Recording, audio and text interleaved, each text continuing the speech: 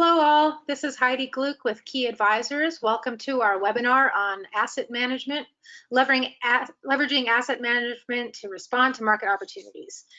Bennett Whitnell is here with us and he'll be presenting today. Bennett, take it away. Great, thanks Heidi. So before we spend too much time getting into some of the finer points here and some of the specifics of what we got to talk about today, I wanted to just take a quick pause before we get going and you know, for those of you that have done work with Key Advisors in the past, you know that one of the big questions we always talk about, and one of the things that we always bring up is the why of us doing something. And so I wanted to talk just briefly about why we think that this is an important message to get out, why we think this is worth talking about right now. And kind of where our head's at in terms of why we're talking about the things that we're talking about. You know, so we hear it a little bit less now, but we still hear it fairly consistently. But one of the groups of phrases that we hear often when we're talking to customers or prospects or just, you know, people through various industry events or, you know, picking up the phone and calling people and just seeing what's going on is we'll call them the back to normal phrases. You know, we hear lots of instances of dealer principals or service managers or parts managers saying, you know, when COVID's passed, when the election's over, when things get back to normal, this is how we used to do things before. And sort of this series of phrases that indicate to us that A, people think that things are going to go back to normal at any point, and B, also they think that they're going to go back to normal quickly. You know, the phrase that, and not to get too political on it, but the phrase that's being used a lot right now is the V-shaped recovery, and this idea that things are just going to sort of snap back the way they were, snap a finger here, and all of a sudden we're going to roll back to things being the way that they used to be. And I won't rule that out as a possibility. It is a distinct possibility that at some point this thing is just going to sort of dissipate a little bit like the swine flu did a few years ago, and we'll figure out a way to just kind of make it leave. Vaccinations possible, all sorts of end games are possible here where things could conceivably go back to normal.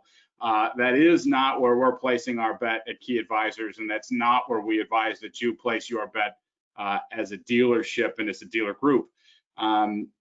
You know, at some point, we sort of have to look at ourselves and say, right now, our plan needs to be that we don't know if this is ever going to go away. Or if it is going to go away, it's going to go away in some kind of a long-term horizon here. And we've got to figure out, how do we compete in this new normal, this new environment that we find ourselves in? We don't necessarily know when we're going to be out of, or we've got to hang up the for sale sign. Right, that at some point, if we're going to continue to use COVID and the current health pandemic as a reason to shy away from competition, to shy away from growth, to give ourselves an excuse to have the bottom line look how it looks, we're going to have a tough time because we don't know for how long that's going to be. And so, you know, our message is that you've got to learn how to compete in this new environment. You've got to learn how to grow in this environment. And if we're in a situation where dollars are maybe a little bit harder to come by than they used to, well, we've got some dollars lying around the dealerships that we think that if you can find a way to pick them up, and we're going to talk about a few ways that we have to identify them and to pick them up here, you can deploy those resources to grow your business, to put yourself in a more aggressive stance, to compete not only through this market, but into the next one and into the future here. So, you know, this is not going to be a deep dive. This isn't going to be a 400 level course by any stretch of the imagination. We have talked a little bit more about what each of these means in our marketing blasts here over the course of the last few weeks. And if you've got some of those that you'd like to have sent your way again, certainly we invite you to get in touch with Heidi and have her send those over your way, and you can read some more details on them.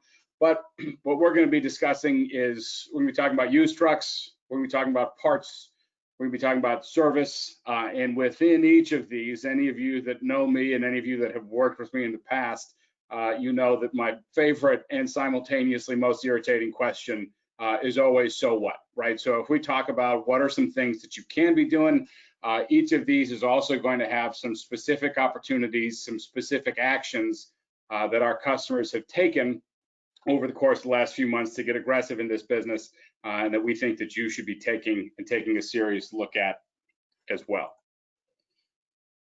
So just a blanket comment here, and just sort of a definition of terms as we get going, is, when we talk about asset management, we talk about a disciplined set of policies, procedures, processes, and systems, coordinated and consistently measured metrics that reduces waste and enhances department profitability. If you've done any work with John in the past, you know that this is a slide that I've lifted directly from him. So I don't know where John cribbed it from, but if we're going to blame anybody for plagiarism here, John picked this one up. It's just a slide that I like, and I've tweaked a little bit for this presentation here. Asset management is not just an overage inventory disposition policy. We talk a little bit about in both the used trucks, actually I guess in all three segments as we go here. The idea when we think about asset management, it tends to be a very passive conversation, and about a thing that we do with something after we've decided that we don't have any use for it anymore, and tends to be very rear view focused, very backward looking. We would make the argument, and we do make the argument as we move through a lot of these, that a lot of our asset management problems, a lot of our asset management issues could have been avoided if we took a bit more active role in the moment, and we thought a little bit differently and a little bit harder about the decisions that we made before we made them, and made them on purpose as opposed to on accident, and this became something we did as opposed to something we're stuck with. But asset management really boils down to, in our eyes, something that you do before a unit becomes overaged, whether that's obsolescence from a part standpoint, whether that's overaged inventory from a used truck standpoint, or whether that's an hour has gone by in the service department and we didn't get an opportunity to sell that hour, and now we can't go back and get it. So asset management for us, if there's a few points that I want you to take away from the time that we spend together here this afternoon, it's that asset management cannot be a passive past tense exercise. It's got to be an active, aggressive, forward-looking exercise, and something that keeps you out of trouble and keeps you in the money, as opposed to just a cash harvesting activity after the engagement's over and after we've already lost on this unit, and now we're just getting back what we can. So when we talk about used trucks, what does an asset management problem look like in used trucks? Used trucks is probably our easiest asset management problem to identify, if for nothing other than the fact that there are not very many of them, and they're so dang big, and you can't help but see them as you're walking into your office every day. There are not very many dealer principals that we talk to about a used truck inventory, a used truck asset management problem that they don't know about, primarily because these are gigantic flashing warning signs that you see every day when you walk into the office and you look at it. This is a dashboard that we've cobbled together around a couple of the areas that we look at to define asset management, to localize asset management issues in the used truck lot. Down the left side, we've got our metrics here. Some of the ways that we think about the levels of asset that you need to manage here are number of units, how many dollars do we have tied up in that inventory, what is the straight number of units that we have that are over 180 days old. Turnover is a big metric that we look at, that we discuss all the time with used trucks. That's very familiar from a parts standpoint, but sometimes we tend to lose sight of it a little bit on the used truck standpoint. And then our days to frontline ready, that's a metric that a lot of our dealers really struggle with figuring out, how do we define, how do we measure it, but really is our ultimate forward-looking, maybe not our ultimate, but it's certainly one of our more forward-looking measurements here, to be able to say, how quickly do we even give ourselves a chance to keep this unit from getting overaged. I would be willing to guess that most of the dealer principals, most of the used truck managers on this call have had a situation where, you know, we look at this 180 days old drop dead date here, and we say, well, heck, I can't even get my trucks reconditioned. I can't even get my trucks ready to sell by 90. So now you're telling me that I've cut my time in half to be able to sell this thing just because it takes me so long to get it. So days to frontline ready is a sort of atypical measurement. It's not one that people traditionally think about in terms of asset management, but it's definitely something that we think that you need to get your head wrapped around as a used truck manager or as a dealer principal, that if you're halfway dead by the time that truck even gets to the starting line, you are going to have a really hard time keeping an asset management policy in line. You're going to have a really hard time making any money in the used truck business. And so that's one of our more forward-looking asset management measurements that we look at from a used truck standpoint. So the question is, okay, so I look at this dashboard, and obviously I see a lot of red on here, right? And we're pretty simple people over here at Key Advisors. Red, yellow, green. Red is bad, yellow's okay, green is good. I look at this dashboard and I say, boy, that's a mess. How do I go about fixing it? Well, you know, there's some of the obvious answers here. There's some obvious solutions in terms of take all of the inventory that you've got that's over 180 days old, take all the inventory that you've got that is overvalued, it's not moving, flush it. Wholesale it, send it to the auction, harvest the cash you can, let's turn around and try and do something different. We would argue that that's a really painful way to do this and something that we should avoid if at all possible. And so, you know, one of the ways that we would argue that you can help to manage your assets better from a used truck standpoint is understanding where the market is today, understanding where that market's going to be 3 months from now, understanding where that market's going to be 6 months from now.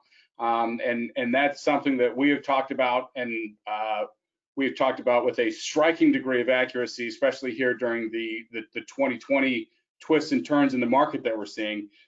But one great way to stay on top of that is to understand what's happening around you right now and what's coming at you, and to be able to say, okay, based on what I see coming, I need to start taking actions today. Instead of 181 days, let's start looking at these things at 60, 90, 120, based on the information that I have about me that I know is accurate, that we can start to make some decisions here moving forward. And so for a lot of you, particularly the Navistar dealers on this call, a lot of those are going to look really familiar to you. You're already receiving all those.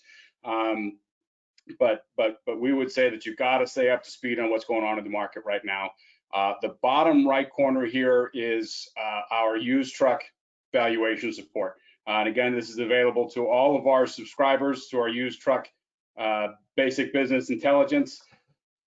The number of times that as a dealer principal, I'm sure you have looked at a deal that you really lost on from a used truck standpoint, or from a used truck manager standpoint, more often than not, we lose on a deal before it even starts. We put the wrong number on it. We don't think hard enough about the trade values that we're putting on a package of trucks, and we have lost before we even get there. And instead of taking our lumps quickly, we sort of push the peas around on the plate, and we hope that some rich idiot's going to come by and drop a whole bunch of money in our lap to take us away from this thing. But if we're really honest with ourselves, when we look at the deals where we really lost, the trucks that ended up going really bad on us, either we had a maintenance issue that we didn't recognize throughout our appraisal process, or we spent too much money on this truck from the start and then we held on to it for too long. So one of the ways that we can help you stay in front of those issues, we've got an example of it here in the bottom right, but is with our used truck valuation support. Pulling together some real-time examples of live fire exercises, real trucks that have gone across either the auction, wholesale, or retail block that look exactly like your truck, or close enough as it makes no difference, to really understand not what's the market doing in general, not what's Class 8 trucks doing in general, but what does the market for these specific trucks, these exact trucks, look like today to help me make the best decision that I can. And then the last piece here is our comprehensive used truck business intelligence, which gives us an opportunity to have a real serious, deep conversation about what's happening in your used truck department on a monthly basis. And that this is something that we probably haven't talked about enough, but is an area where we will come side by side, either with you as the dealer principal or with your used truck manager, to really understand where the problems are in the business and make sure on a month-to-month basis that we keep them in front of us and that we continue to move in the right direction. As you can see here from this particular dashboard, this is actually a collection of 2 or 3 dealerships that we've been looking with, so this isn't someone's specific data, but this is a story that's pretty consistent across them, is that over the course of 5 to 6 months, if we're looking at this closely and we're really working aggressively on getting this done, you can turn around your used truck business pretty quick. But it's not something that's going to happen on accident, and it's not something that you're going to be able to do if you don't know what you're looking for. And as far as I'm concerned, this is kind of the best product in the business here to make sure that you're really taking the right steps to shore up the used truck department, capitalizing on opportunities. Okay, so let's say that we've done the hard work, that we've cleaned up our inventory, that we've probably gone and taken some lumps, sending things to the auction, that we've turned these trucks back into cash. What are dealers doing right now that we're working with to compete in the used truck market? The big thing is obviously we're reinvesting in inventory that moves, right? What we've found over the last few months is that the things that are moving in a COVID environment are not necessarily the same trucks that were moving in a pre-COVID environment. Particularly if you are heavy into the oil field business, particularly if you've got, if you've served restaurants before, food service has shifted dramatically. And so there's an opportunity to shuffle out some of this stuff that's not moving. And it's probably something that we might have liked when we bought this truck, something that looked pretty good when we got there. But the world changed on us over the course of the last 6 months, and now it's 180 days later, and we're looking at it, and we don't like this truck very much anymore because the people that buy it are gone. So that's one area. We've reinvested aggressively in inventory. Another thing that a few dealers are looking at right now is hiring more resources. It is unfortunately for the broader U.S. labor market, but fortunately for anyone who's in a position to hire, it is a great time to hire right now. There are a lot of really talented people that are out there looking for an opportunity, that are out there looking for a chance to put a little money in their pocket and a chance to prove themselves. And so, we've got one Key Advisors client who's added 1 used truck salesperson per rooftop this summer, and are already looking at adding more at each spot. The beautiful thing about salespeople is that they're relatively low overhead, and they are revenue producing assets, and that if you can find a way to invest in revenue producing assets that your competition is jettisoned, you are going to put yourself in a great position to steal share and to grow your business. One other thing that we've found ourselves in a position to do is to get aggressive on new deal packages. We've been able to take some of this cash as a dealership as a whole and put it against new deal packages to make sure that our investment level from a used truck standpoint makes sense, and that our new truck salespeople, insofar as new truck sales deals are getting done, they can go and use some of this money to offset losses. And so not to put ourselves in a position where we've got a shell game, taking money from one pocket, putting it into another. Let's just know what we're doing ahead of time to go get this new deal package, get out there, get aggressive, and go for it. And then, the other thing that we see when we look at bringing our inventory down by a couple $1 million is there's opportunity to invest in a big way in other portions of the dealership, particularly in technology, whether that's doing some upgrades with your DMS, whether that's building in some workflow software, doing things like that.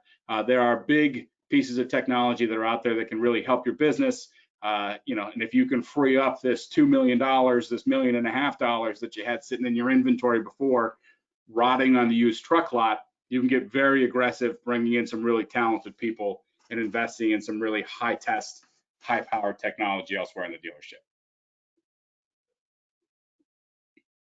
Okay, from a parts standpoint, if I'm a dealer principal, what does an asset management problem look like to me as I'm sitting in my office reviewing the data that's available to me, or if I'm a parts director or a parts manager, what does an asset management problem look like to me? The one is obviously we've got a slow turns metric that's going to be a big indicator to me, probably more than the turns. I'm going to be looking at obsolescence, and I'm going to be looking at either stockouts or no bin locations. Obsolescence is going to tell me that I've got too much. Stockouts is going to tell me that I've not got enough, right? And remember what we talked about earlier, that asset management is not always a backward-looking exercise. We're going to have lots of opportunities to take a forward-looking asset management mindset, and a situation where I've run out of a piece that somebody wants means that I'm not managing my assets poorly from I'm hanging on to it for too long, but it's that I'm not putting enough on the shelf to start. And then my other big metric that's going to jump out to me as an asset management problem is a low fill rate. And again, that may not necessarily show up specifically as a stockout problem, but another way to look at that same issue to say there are things that the market needs from me right now that I don't have available to. And that is not always traditionally thought of as an asset management problem, but really that's sort of the definition of a forward-looking asset management problem. You don't have the right assets to even manage here. The market's telling you that you need to have something here that you don't, and it's costing you money. Again, that's sort of in the parenthetical here. Asset management does not always mean there's too much on the shelf or for too long. So how do we fix it, right? Again, with all things here, what we're looking at is a lack of understanding, whether that's from your people standpoint, from your standpoint as a dealer principal or a director, but we cannot fix a problem that we don't understand, right? So we've got to be able to answer, what is my problem? Where is my problem? How did we get there? There's a lot that we can do at that standpoint in terms of sending back some dead inventory, working with our vendor managed inventory partners to adjust our stocking levels and to make sure that we're looking at that relationship a little bit more closely. And the last two bullet points here around building a structure and a measurement cadence and auditing regularly. So one of the things that we're looking at here is a readout from a parts inventory health check that we've done here, which is a new product that we rolled out towards the end of the spring, I should say, to really help dealers understand, what's my frozen capital look like? How much dollars do I have sitting on the shelf right now in inventory that shouldn't be there, or in inventory that should be there that isn't there? And what you can see here is that this dealership, which is admittedly a good-sized dealership, has a gigantic opportunity in the realm of north of $20 million. Now, we probably won't be able to recover all this, right? So let's call it 10, and raise your hand if you wouldn't like to have another $10 million in free cash flow running through your dealership or being able to be contributed to your bottom line every year. I don't think that many dealer principals are going to pass up $10 million.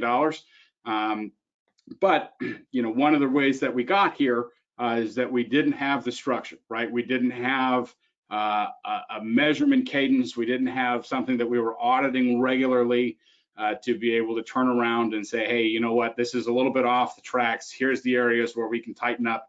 And this has become sort of a in the past slow motion train wreck, as opposed to something that we're jumping on top of right now that we can handle in the moment. And this, in addition to our more traditional discoveries, which we can now help you do digitally, this is really a big starting point that we've been leveraging really effectively here over the course of the summer to help dealers understand just what my inventory looks like, just what my current asset management practices have gotten me in right now, to give me some ideas of where we can start moving the needle in terms of our inventory. What you can see right here is that our inventory opportunity makes up about half of the total opportunity we've got available to us. So those are things that we've bought, put on the shelf, kept on the shelf too long that we never should have. And we could have made better or more advantageous decisions as we went along here that we've missed. And here's what we can do better moving forward. So what are some things that we're seeing key advisors, clients doing right now with this extra cash that we've freed up, that we've taken off the shelf and we've turned from a dead part back into cash, put back into our pocket to do something with? Well, the obvious thing here is that one of the things we've done is we've redeployed cash into faster moving inventory. And we've also taken the opportunity to redefine what is faster moving inventory. It's a little bit of a broken record at this point, but I can't stress enough how much different our world is today than it was 6 months ago, particularly in some pockets of the country. Now, some places have sort of kept on like not a whole lot's going on, but if you're in the Northeast, if you're on the West Coast, now if you're in the Southeast, we've had to take some pretty drastic and dramatic steps to deal with the challenge that's in front of us globally. And what that's done is it's really shifted the nature of your business environment. Some of the things that we've shifted are probably never going to come back. And so to continue to have that sort of long thinking historical view of what is and isn't faster moving inventory, we really need to stay focused on the last 6 months. More likely than that, we probably need to think more specifically about what the last 3 months have looked like for us, to figure out where we want to redeploy that cash, and what we want to do there. Again, much like some of the dealers that we're working with on the used truck market have invested in more sales resources, we think in terms of bringing on parts people, this is an excellent time to hire. So your competition is pulling back. There are lots of dealers in this country that have let parts people go, let parts salespeople go, furloughed parts salespeople. We think that this is an excellent time to prime the pump for self-funding resources. Now, again, they aren't going to self-fund forever, right? So we need to be able to fold them into a parts sales management platform that makes sense. These are going to be people that we actively manage, that we keep looking at, tough to make sure that those investments are paying off for us. But we've got a big pile of money here to bring some talented people into our organization to start moving the needle for us moving forward. And at some point, if we're commission-based salespeople, we're going to have to be a self-funding resource here. We're going to have to pay for ourselves. And I really like having salespeople on the team, particularly salespeople that perform, because by definition, they pay for themselves, right? That they don't start really making great commission until they've covered their bill and they've paid for themselves. And that's an excellent place to be right here. And then the last thing we've got more than a few dealers who are finding new areas to compete. They've opened up the conversation to their people, their front counter people, their parts managers, their people that are closest to the problem, and said, what do we not have right now that you need? Or what do we not have right now that your customers need, and that we were to take a look at growing into a business, maybe making an acquisition, bringing someone on board, what are some areas that we could be serving our customers better that we haven't in the past? What are some markets that have opened up to us based on the overall market conditions? Help us grow, right? Let's think outside the box. Let's not continue to do the same things that we've always done just because we've always done them. Let's think of something new. And I think a lot of your people will surprise you in how much that they care about and have thought about your business, and are going to have interesting ideas. They're not all going to be executable, but even if one of them is, you've got an opportunity to grow your top line and your bottom line here based on decisions that your competitors have made. The last area that we've got here is service. And it's not an area that always gets talked about in a traditional asset management mindset, but we think that it should, because ultimately, as Mark Martinsik always says, every day that we run our service department, we're selling ice. We buy 8 hours of our people's time every day, and we stock the shelves with the most fleeting asset that we can imagine, which is time. And so, when we think about what's poor asset management look like From a service department, we've got a couple places that we can start looking here, right? The first one is low proficiency, right? Proficiency is always going to be key advisor's canary in the coal mine. It is going to be really, I won't say it's really hard. It is unlikely to us that if you've got a high proficiency service department that you're not making money in service. So if we start with low proficiency, we know we've got some issues there. And so we say we got low proficiency, let's start working our way down the chain here and see what we got. First indicator to me would be a high level of unapplied time, right? This tells me that we've got a lot of technicians that are spending some time around the coffee pot, that are pushing the broom around the branch, that we've got technicians that are here that either aren't working or we don't have work for. And we're going to get down to sort of how do we make that decision in the fourth bullet point here. But that tells me that I'm not managing the hours that I've got because I'm not even giving myself a chance to collect on them by putting them on a work order. The third bullet point here is if we've got an excess of hours written off. That means that we are not being very efficient, that we're not applying the hours that we are applying very well, and that we may be pouring these hours onto a work order, but we've got a whole lot that are falling off the edges. In our estimation, there isn't a huge difference between an unmanaged asset and a poorly managed asset. And so we've got an asset management problem to us in terms of what's happening when this gets started and when we're actually going. And then the last piece we've got here is we've got work stacked up in the yard. Now this could tell me that we've got an appropriate amount of techs, but we're not managing them well in the process of the job. Or if we've got a lot of work stacked up in the yard and we've got techs that are all the way proficient, 100% plus proficient, work stacked up in the yard means we got to go out and find some more techs. It means that our asset management problem is that we don't have enough assets. We need to be taking steps as a dealership group to correct that. So how do we fix it? Right, again, the answer here is similar to the parts, is similar to our used trucks. We cannot fix something that we don't understand. If I don't know where my time is going, if I don't have a really firm grasp on, our application, overtime, what are we doing when we're in overtime? Are we getting our money's worth when we're in overtime? If I don't understand where my problem lies, I can't fix it, right? And so what we've got on the screen here are a few examples of the kinds of analysis now that we're starting to layer in even before our more typical service department, either if we're going to do it as a digital discovery or as a traditional discovery of us jumping on a plane, coming out and doing some teaching, and helping you understand. We've really built a broad array, a big scope of things that we can do to help understand this before we even get started here.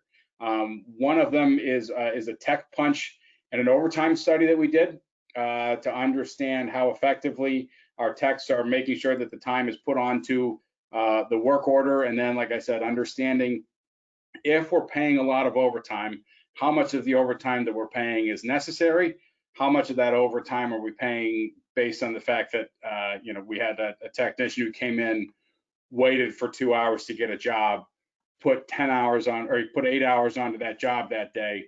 And so then technically we paid them, where we want to put that overtime and how we want to talk to ourselves about that overtime is a question about whether or not we got our money's worth or we didn't, right? We could say that the overtime went on to hours 8 through 10. And so we did get paid for those, or we could turn around and say, hey, look, hours 1 through 2 were unpaid for here. That's where our overtime went. If we'd done a better job of shop loading, we wouldn't have had to pay this overtime at all, and we wouldn't have this unapplied time here to deal with. So we've got some new products that we put out this year. Some of these are a little bit older, but some of them are newer in terms of let's understand where this time is going and understand where the real root cause of this problem is before we even start doing some of this other stuff, because again, I can't fix something that I don't understand. And so if we've got an asset management problem in the service department, here are a few tools that we've got to understand that before we even really start jumping in and getting our hands dirty to help you as a dealer principal or you as a service director understand where your time is best spent, where your time is best applied moving forward. So after we've done that work to understand where the time's going, what are our customers doing with that now? We've put all this data in their laps. We've done the discoveries. We've done all this. How are we dealing with it? The first is the least pleasant, but on occasion we've had some dealerships that have needed to apply. So this isn't always a right size down question, but we've got to right size our operation, right? We've got to do some headcount analysis. We've got to make sure, and our customers are making sure that we are best positioned to tackle what's in front of us here. And that's why I'm making sure that we've got the right team in place and the right number of team members here to help us tackle that if that comes up. We've done some excellent work with a few dealers out in California and a few dealers spread out throughout the rest of the country around investing in our marketing apparatus. The understanding what's the message that we're sending to our customers, our potential customers, what's important to them right now, where are they at? Are we continuing to send a truck first marketing message, a new trucks first marketing message to a customer that's not buying new trucks and is going to just put that right in the trash? Or have we adjusted our message? Have we adjusted our means of contact to understand where these customers are, what they're doing, what they need from us, what we can talk to them about that's going to be most impactful for us? And again, you know, as we talk about that third bullet point here, sort of falls along the same line here. Dealers are redefining their message and their mindset. For all we've always talked about absorption, total absorption, regular absorption, fixed absorption, however you want to call it, most dealerships are and have remained new equipment first. When new equipment dried up, a dealer that had a new equipment and an exclusively new equipment first mindset and a new equipment first message had nothing to talk to their customers about. They didn't even know how to start that conversation. And so we've done some work with them to understand, how does your message need to change now that your customers' needs have changed? How do you socialize that within your dealership? How do you socialize that with existing customers? How do you use that new message and that new mindset to reach prospective customers to grow the business? And then the last thing here, which is not new to this market, it's a thing that we've been doing for a long time, but you know, once we understand where that time's going, that's only half the battle, right? We can't just understand where the time's going and walk away. We've got to then turn around. We've got to change the structure. We've got to build the structure. We've got to build the processes to turn around and help us make sure that that time isn't getting away, and that we're doing the things necessary, even if right now we don't necessarily have a ton of confidence in our bottom line. And we're not entirely sure where the market's going to take us moving forward. We can't just understand it. We have to choose to actively work against it. We have to actively work on these things that we've understood, that even in an up market or a down market, there's never a wrong time to get better. There's never a wrong time to invest in your business with a traditional key advisors engagement. So my closing message here, and then Heidi will have a few times for questions if anybody's got any. I acknowledge that I've kind of worked through a lot of this pretty quick. Is what do you do as a dealer principal, right? What do you do as a director of service? What do you do as a director of parts with what we put in front of you? Well, the first thing we want to make sure that everybody understands is that there are opportunities abound in this marketplace, that this is certainly a challenged environment. This is certainly a little bit tougher sledding, quite a bit tougher sledding than it was 2 years ago, but there is still work to be done. If you have the capital, if you can reach onto your used truck lot and turn some of those trucks back into cash, if you can reach into your parts inventory and turn some of those parts back into cash, if you can scrape together the capital and build up the motivation to go after them, there are opportunities in this marketplace if you choose to pursue them. And the second point is that, you know, this isn't going to just happen, right? This is going to require a change in your mindset. This is going to require a new set of tools. We've done a lot of work over the last few months to build those sets of tools. And if you don't have them available to you right now, or the ability to change your mindset on your own right now, and you need some help, we're here for it. we're here to help you, and we'll hope you'll reach out and talk to us about the challenges that you've got going to help us put yourself in a position to grow over the course of the next few months, few years, and into the future here. And the last point I'll leave you with here is, again, I started this stealing a slide from my dad. I'm going to end this with stealing a quote from George Washington that says that offensive operations oftentimes is the surest, if not the only, means of defense. And so what, paraphrasing George Washington there, the best defense in uncertain times is a good offense. And that if you can reach into your dealership and pull some of this cash out, there are opportunities to grow right now. Your competition is taking advantage of them. And the dealers that win through this whole COVID process, this whole market shift that we're experiencing right now, are going to be the aggressive ones that grow into it, and not the ones that turtle up and hide until it blows over, because we don't know when it's going to blow over. So get aggressive. There are opportunities out here. Go after them, go get them, and let us help you do it. Heidi, we've got about 20 minutes here for questions and answers. If we had any questions come across the no questions yet. I'm sorry, I forgot to mention that at the beginning of the webinar. There's a place for you to enter your questions and just to type them in, and I'll see them come in and relay them to Bennett. So we'll just take a minute and see if anything comes in. We'll give that a minute. I've got Keith Ely is the real man with the plan, so I put Keith's contact information here in the back. As you've thought about this, as you take a look at some of your operations, some of your individual areas for opportunity here, certainly shoot Keith an email, reach out to Keith. You can find us on LinkedIn. You can find us on all the social media assets and avenues. You know, we're doing a whole lot of stuff here over the last few months that we probably never thought we'd be doing. But we've got a lot of experience on this team. We built a lot of new, really interesting tools on this team over the course of the last few months.